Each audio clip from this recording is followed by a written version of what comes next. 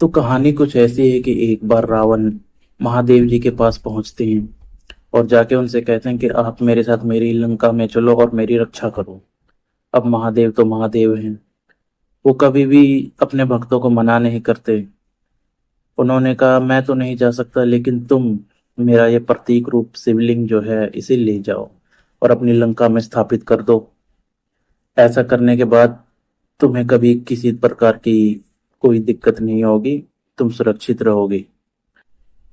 रावण भगवान के इस वचन को मान गया और उनके द्वारा दिए गए शिवलिंग को लेकर वो अपनी लंका की ओर प्रस्थान कर गया। यह देखकर देवताओं को भारी चिंता हुई कि यदि महादेव जी द्वारा दिया गया ये शिवलिंग रावण के द्वारा लंका में स्थापित कर दिया जाता है तो रावण अजय हो जाएगा और श्री राम जी रावण को परास्त नहीं कर पाएंगे।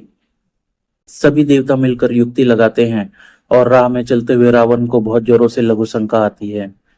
रावण सोचता है कि अब मैं शिवलिंग जो है कहाँ पे रखूं। पास में ही वो देखते हैं एक चरवाहा होता है, उस चरवाहे को आवाज देते हैं और शिवलिंग जो है उन्हें सौंप देते हैं और कहते हैं कि मुझे लघु शंका आई है, तुम इसे थोड़ी देर पकड़ो, मैं अभी आता हूँ।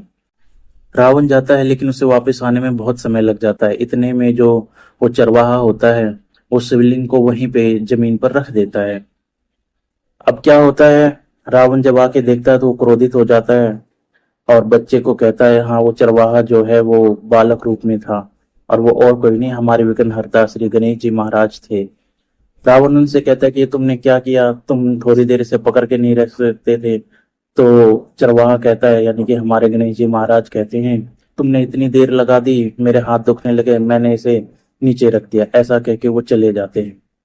रावण अब शिवलिंग को पुनः उठाने की चेष्टा करता है लेकिन शिवलिंग उठता नहीं, क्योंकि जब महादेव जी ने शिवलिंग रावण को सौंपा था तो उन्हें यह कहा था कि इसे सीधा ले जाकर अपनी लंका में ही स्थापित करना।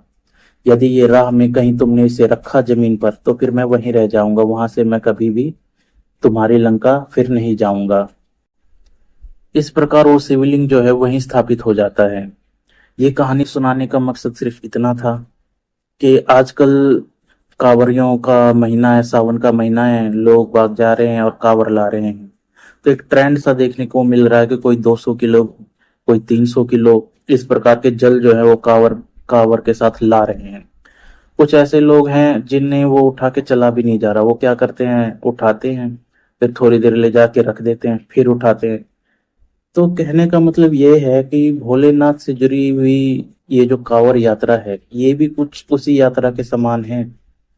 लेकिन आप लोग जो है मूर्खतापूर्वक क्या कर रहे हो, उसे जगह जगह जमीन पर रखते हुए ले जाते हो।